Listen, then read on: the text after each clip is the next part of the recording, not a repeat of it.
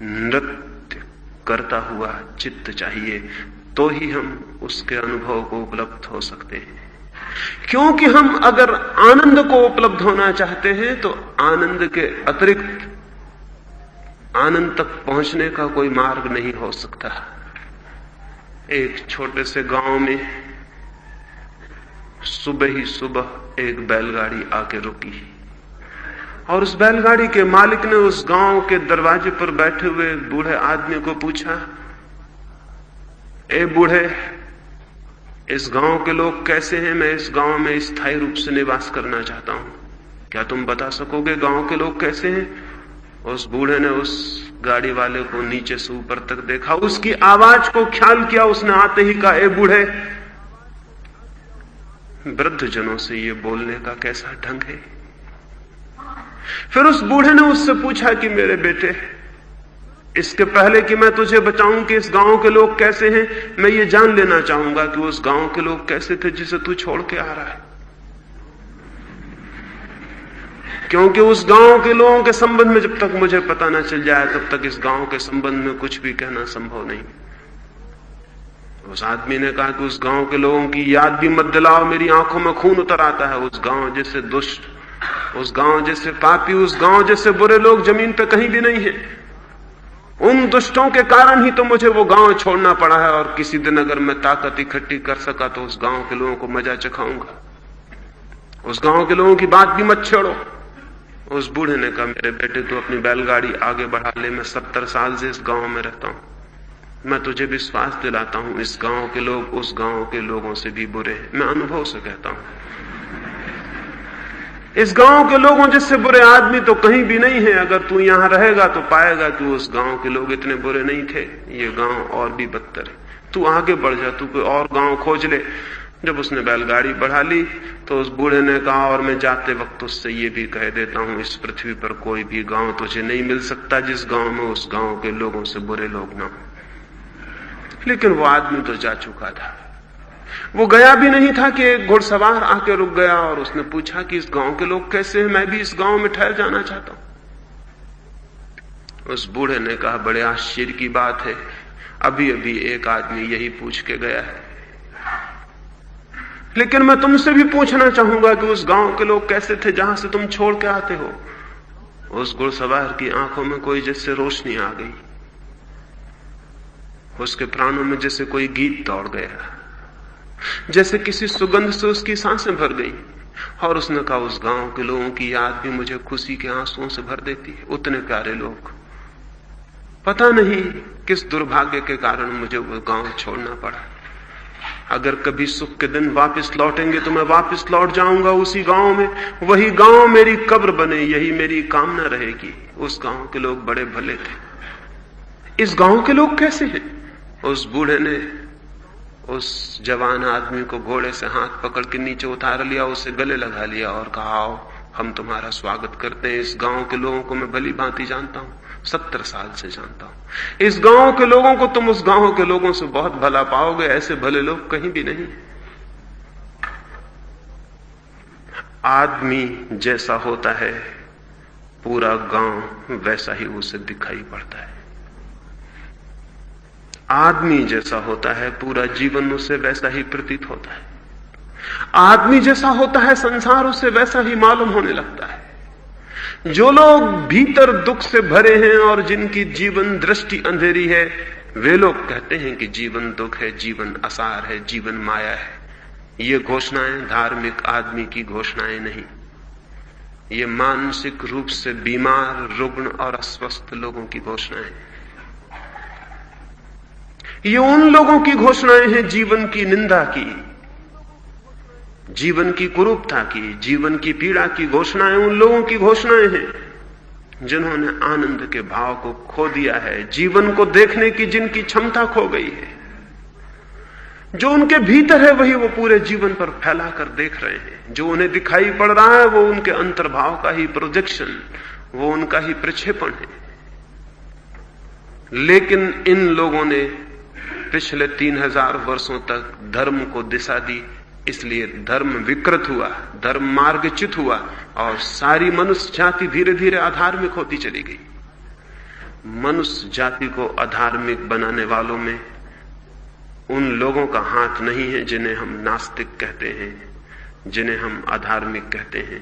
मनुष्य जाति को अधार्मिक बनाने वाले लोगों में उनका हाथ है जिन्होंने जीवन की निंदा की, जिन्होंने जीवन को बुरा कहा, जिन्होंने जीवन को दुख और पीड़ा कहा, और जिन्होंने जीवन से छुटकारे को ही धर्म का लक्ष्य बनाया।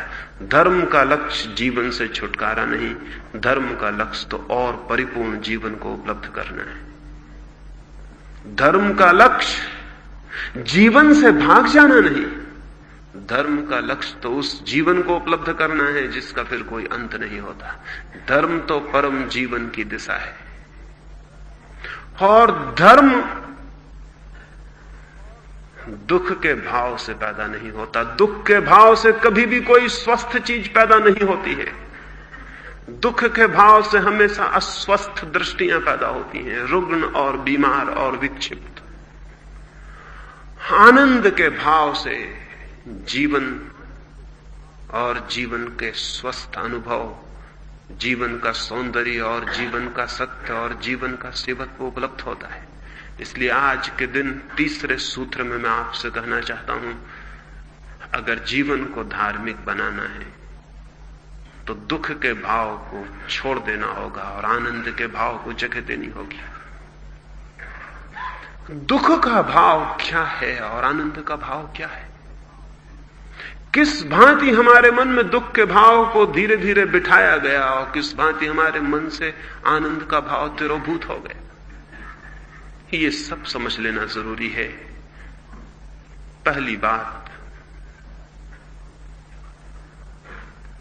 एक बड़े रहस्य की बात, अगर मैं एक फूल लेके आपके पास आऊं,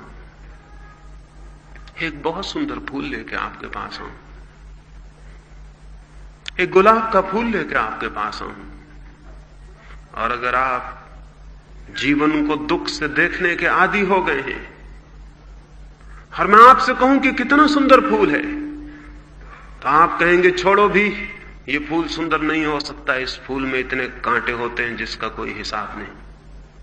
ये फूल सुंदर कैसे हो सकता है?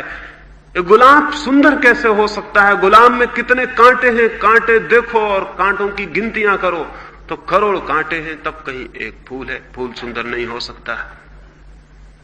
लेकिन अगर आप आनंद के भाव में दीक्षित हो गए हैं तो मैं एक गुलाब का कांटा भी लेके आपके पास आऊं तो आप कहेंगे धन है ये कांटा, क्योंकि इस कांटे के बीच ही गुलाब का फूल पैदा होता है। तो आप कहेंगे ये कांटा भी कांटा नहीं हो सकता है, क्योंकि ये गुलाब का कांटा है। एक दुखी व्यक्ति देखता है, हजारों कांटों की गिनती कर लेता है और तब कहता है कि इतने कांटे कि एक फूल की कीमत नहीं है, कोई एक फूल का कोई मूल्य नहीं है, हो या ना हो बराबर है। लेकिन आनंद के भाव से देखने वाले को दिखाई पड़ता है कितनी अद्भुत है ये दुनिया, जहां इतने कांटे हैं वहां एक फूल भी पैदा होता है। और जब कांटों में फूल पैदा हो सकता है तो कांटे हमारे देखने के भ्रम होंगे, क्योंकि जिन कांटों के बीच फूल पैदा हो जाता है वे कांटे भी छुपे हुए फूल सिद्ध हो सकते हैं।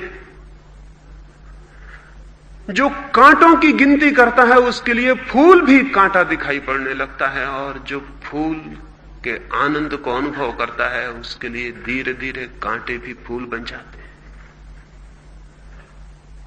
एक दुखी और निराश और उदास चित्त से अगर हम पूछें कि कैसी दुनिया तुमने पाई, वो कहेगा बहुत बुरी थी ये दुनिया।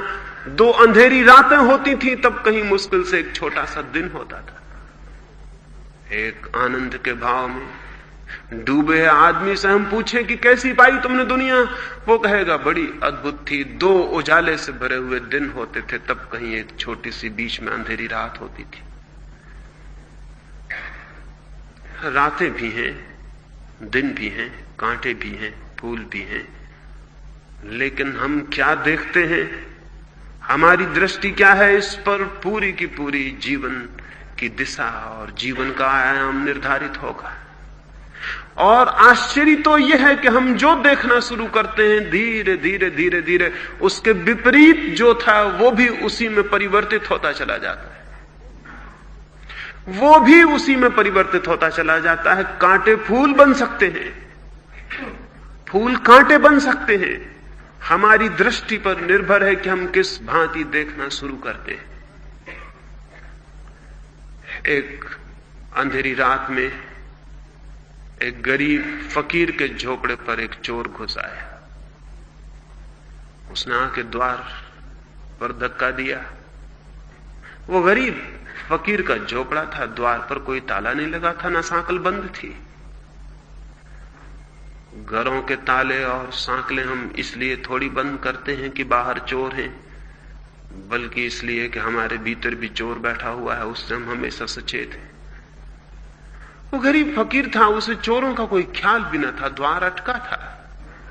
धक्का दिया, चोर भीतर घुस गया। चोर घबरा